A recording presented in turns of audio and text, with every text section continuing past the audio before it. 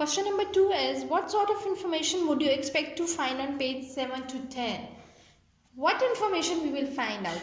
Okay, look at this, that this topic, homes through the ages, it is starting from page and ending on 10 because on 11 another topic is starting. So what kind of information we will find out? Home through the ages.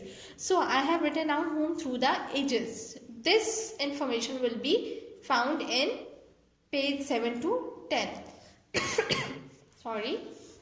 Okay, question 3. If you needed to find out the name of rabbit's home, where would you look? If you are looking for the home of a rabbit, where we will look in the content page? We will look at the topic animals home, that is on page number 31.